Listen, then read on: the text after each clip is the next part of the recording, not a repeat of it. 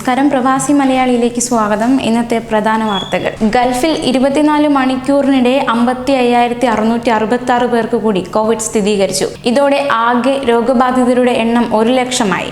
889 പേർ മരണപ്പെട്ടു. സൗദി അറേബ്യയിലാണ് ഏറ്റവും കൂടുതൽ കോവിഡ് കേസുകൾ റിപ്പോർട്ട് ചെയ്തിട്ടുള്ളത്. 74,795 പേർക്കാണ് ഇതുവരെ സൗദിയിൽ രോഗം സ്ഥിരീകരിച്ചിട്ടുള്ളത്. 399 പേർ മരിച്ചു. ഖത്തർ 45,645 കോവിഡ് ബാധിതരാണ് ഉള്ളത്.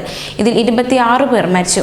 30,307 പേർക്കാണ് UAEയിൽ കോവിഡ് ബാധിച്ചിട്ടുള്ളത്. 248 പേർ മരിച്ചു. കുവൈറ്റിൽ 21,967 പേർക്ക് രോഗം സ്ഥിരീകരിച്ചപ്പോൾ 165 പേർ മരിച്ചു.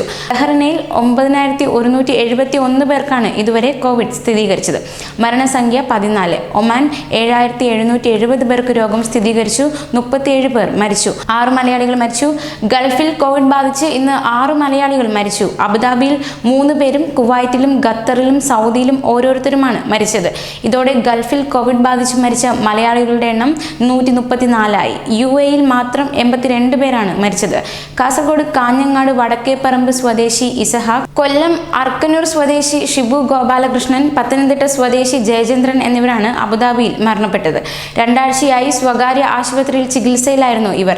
തിരൂർ പുതിയങ്ങാടി കാഞ്ഞിക്കോത്ത് സെയ്താലി കുട്ടിയെയാണ് ഖത്തറിൽ മരണപ്പെട്ടത്. 40 വർഷത്തിലേറെയായി ദോഹയിലെ ഒരു കമ്പനിയിൽ ജോലി ചെയ്തു വരികയായിരുന്നു ഇയാൾ. ആലപ്പുഴ പ്രയാർ വടക്ക് സ്വദേശി കൊല്ലശ്ശേരി പടിയിറ്റത്തിൽ അബ്ദുൽ സലാമാണ് സൗദിയിൽ മരിച്ചത്. 44 വയസ്സ് പ്രായമായിരുന്നു. ഇതോടെ സൗദിയിൽ കോവിഡ് ബാധിച്ചു മരിച്ച മലയാളികളുടെ എണ്ണം 25 ആയി. കണ്ണൂർ താഴെ ചൊവ്വ സ്വദേശി അജയൻ മാമ്പുറത്ത് കുവൈറ്റിൽ വെച്ച് മരണപ്പെട്ടു. നിയന്ത്രണങ്ങൾ നീക്കി. കോവിഡ് വ്യാപനത്തിന്റെ പശ്ചാത്തലത്തിൽ ദുബായിൽ പ്രഖ്യാപിച്ച നിയന്ത്രണങ്ങൾ നീക്കി. രാവിലെ 6 മണി മുതൽ രാത്രി 11 വരെ ഉണ്ടായിരുന്ന നിയന്ത്രണങ്ങൾ നീക്കി. ദുബായിലെ ബിസിനസ് പ്രവർത്തനങ്ങൾ മെയ് 27 ബുധനാഴ്ച മുതൽ പുനരാരംഭിക്കും. ദുബായ് കിരീടാവകാശി ഷൈഖ് ഹംദാന്റെ അധ്യക്ഷതയിൽ ചേർന്ന Dubai supreme committee of crisis and disaster management committee യോഗത്തിലാണ് തീരുമാനം. ക്ഷേമനിധിയിൽ നിന്നും സഹായം. വന്ദേ ഭാരത് ദൗത്യത്തിന്റെ ഭാഗമായി നാട്ടിലേക്ക് മടങ്ങാനുള്ള വിമാന ടിക്കറ്റിന് പണമില്ലാത്ത ഇന്ത്യക്കാർക്ക് എംബസി കോൺസുലേറ്റ് ക്ഷേമനിധിയിൽ നിന്നും സഹായം. ടിക്കറ്റിനുള്ള സഹായം ആവശ്യമുള്ള സാമ്പത്തിക ശേഷി കുറഞ്ഞ പ്രവാസി ഇന്ത്യക്കാർക്ക് മതിയായ രേഖകളോടെ സമീപിച്ചാൽ എംബസി കോൺസുലേറ്റ് ക്ഷേമനിധിയിൽ നിന്ന് സഹായം കിട്ടുമെന്ന് കേന്ദ്ര സർക്കാരിനു വേണ്ടി അസിസ്റ്റന്റ് സോളിസിറ്റർ ജനറൽ തിങ്കളാഴ്ച കേരള ഹൈക്കോടതിയിൽ ജസ്റ്റിസ് അനു ശിവരാമന് ഉറപ്പ് നൽകി. കേരളത്തിലേക്ക് 56 വിമാനങ്ങൾ പറക്കും. കേരളത്തിലേക്ക് പ്രവാസികളെ എത്തിക്കുന്ന വന്ദേ ഭാരത് മിഷന്റെ 3ാം ഘട്ടത്തിൽ UAEയിൽ നിന്ന് കേരളത്തിലേക്ക് 56 വിമാനങ്ങൾ പറക്കും. ചൊവ്വാഴ്ച മുതൽ ജൂൺ 4 വരെയുള്ള ഘട്ടത്തിലാണ് ഇത്രയും വിമാനങ്ങൾ സർവീസ് നടത്തുന്നത്. കേരളത്തിന് പുറമെ മറ്റ് സംസ്ഥാനങ്ങളിലേക്ക് 13 വിമാനങ്ങൾ കൂടി UAEയിൽ നിന്ന് സർവീസ് നടത്തും. മറ്റ് ഗൾഫ് രാജ്യങ്ങളിൽ നിന്ന് 29 വിമാനങ്ങൾ കേരളത്തിലേക്ക് സർവീസ് നടത്തുന്നുണ്ട്. ഇന്ത്യയിലേക്ക് ആകെ 138 വിമാനങ്ങളാണ് ഈ കാലയളവിൽ പറക്കുക. എയർ ഇന്ത്യ എക്സ്പ്രസിന്റെ 95 വിമാനങ്ങളും എയർ ഇന്ത്യ 2ാം ഘട്ടത്തിൽ പ്രഖ്യാപിച്ച അധിക വിമാനങ്ങളും ഇതിൽ ഉൾപ്പെടുന്നു. 177-180 യാത്രക്കാരെയും വഹിച്ചായിരിക്കും ഓരോ വിമാനവും യാത്രയാവുക. ഇന്ന് 195 ഇന്ത്യക്കാർ. കുവൈറ്റിൽ ഇന്ന് 195 ഇന്ത്യക്കാർ ഉൾപ്പെടെ 665 പേർക്ക് കൂടി COVID-19 സ്ഥിരീകരിച്ചു.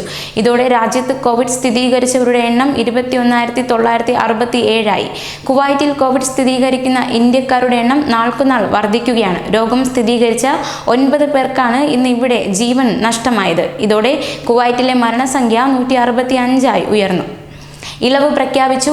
സൗദി നിയന്ത്രണങ്ങളിൽ ഇളവിനെ തുടർന്ന് സർക്കാർ സ്വകാര്യ സ്ഥാപനങ്ങളിൽ ഹാജരാകുന്നതിനുള്ള നിയന്ത്രണവും മന്ത്രാലയം നീക്കിയിട്ടുണ്ട്. വ്യാഴാഴ്ച മുതൽ എല്ലാവർക്കും ജോലിക്ക് ഹാജരാകാം. രാജ്യത്തെ എല്ലാ ചെറുതും വലുതുമായ വ്യാപാര സ്ഥാപനങ്ങൾക്കും വ്യാഴാഴ്ച മുതൽ പ്രവർത്തിക്കാം. മലയാളികളുമായുള്ള ആദ്യ വിമാനങ്ങൾ. പൊതുമാപ്പ് കിട്ടിയ മലയാളികളുമായുള്ള ആദ്യ വിമാനങ്ങൾ ചൊവ്വാഴ്ച കോഴിക്കോട്, കൊച്ചി എന്നിവിടങ്ങളിലേക്കാണ് പുറപ്പെടുന്നത്. ആദ്യ സർവീസ് നാളെ കോഴിക്കോട്ടേക്കാണ്. ഉച്ചയ്ക്ക് 12:30 കുവൈറ്റ് അന്താരാഷ്ട്ര വിമാനത്താവളത്തിൽ നിന്ന് പുറപ്പെട്ട് രാത്രി 10 മണിയോടെ കോഴിക്കോട്ടെത്തും. 2ാമത്തെ വിമാനവും നാളെ തന്നെ നെടുമ്പാശ്ശേരിയിലേക്കാണ്. ഉച്ച കഴിഞ്ഞ് 3:30 പുറപ്പെടുന്ന വിമാനം വെളുപ്പിന് 1 മണിക്ക് ശേഷം നെടുമ്പാശ്ശേരിയിലെത്തുന്ന തരത്തിലാണ് ക്രമീകരിച്ചിരിക്കുന്നത്. ജസീറ എയർവേസ് ആണ് സർവീസ് നടത്തുന്നത്. ഓരോ വിമാനത്തിലും 150ഓളം യാത്രക്കാരുണ്ടാവും.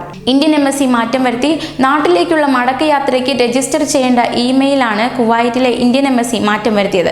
പുതിയ ഇമെയിൽ repatriationkuwait@gmail.com ആണ്. മെയിലിൽ എംബസിയിൽ നേരത്തെ രജിസ്റ്റർ ചെയ്തിരുന്ന നമ്പർ, നാട്ടിലേക്ക് മടങ്ങാനുള്ള കാരണം, പോകേണ്ട വിമാനത്താവളം എന്നിവ നൽകണമെന്ന് പ്രസ്താവനയിൽ വ്യക്തമാക്കുന്നു. കുവൈറ്റിൽ നിന്ന് കൂടുതൽ വിമാനങ്ങൾ. പ്രവാസികളെ തിരിച്ചെത്തിക്കുന്ന വന്ദേ ഭാരത് ദൗത്യത്തിന്റെ 3ാം ഘട്ടത്തിൽ കുവൈറ്റിൽ നിന്ന് കൂടുതൽ വിമാനങ്ങൾ. മെയ് 28നും ജൂൺ 7നും ഇടയ്ക്ക് 13 വിമാനങ്ങളാണ് ഷെഡ്യൂൾ ചെയ്തിരിക്കുന്നത്. 6 വിമാനം കേരളത്തിലേക്ക്, 7 വിമാനങ്ങൾ ഉത്തരേന്ത്യൻ സംസ്ഥാനങ്ങളിലേക്കുമാണ്. മെയ് 28ന് തിരുവനന്തപുരത്തേക്കാണ് ഈ ഘട്ടത്തിലെ കേരളത്തിലേക്കുള്ള ആദ്യ സർവീസ്. കുവൈറ്റിൽ നിന്ന് 11:20 പുറപ്പെട്ട് ഇന്ത്യൻ സമയം 7 മണിക്ക് തിരുവനന്തപുരത്തെത്തും. മെയ് 29നുള്ള കോഴിക്കോട് വിമാനം കുവൈറ്റിൽ നിന്ന് വൈകിട്ട് 3:40 പുറപ്പെട്ട് രാത്രി 11 മണിക്ക് കോഴിക്കോട്ടെത്തും. ഖത്തറിൽ നിന്ന് കേരളത്തിലേക്ക്. പ്രവാസികളെ നാട്ടിലെത്തിക്കുന്നതിനുള്ള 3ാം ഘട്ട പദ്ധതിയിലെ സർവീസുകൾ എയർ ഇന്ത്യ എക്സ്പ്രസ് പ്രഖ്യാപിച്ചപ്പോൾ അതിൽ നാട്ടിൽ നിന്ന് ഗൾഫിലേക്കും വിമാനങ്ങൾ. ഖത്തറിൽ നിന്ന് കേരളത്തിലേക്ക് പ്രവാസികളെ മടക്കിക്കൊണ്ടുപോകാനായി എത്തുന്ന വിമാനങ്ങളെയാണ് എയർ ഇന്ത്യ ഇത്തരം സർവീസുകളായി തങ്ങളുടെ 3ാം ഘട്ട ഷെഡ്യൂളിൽ ഉൾപ്പെടുത്തിയിരിക്കുന്നത്.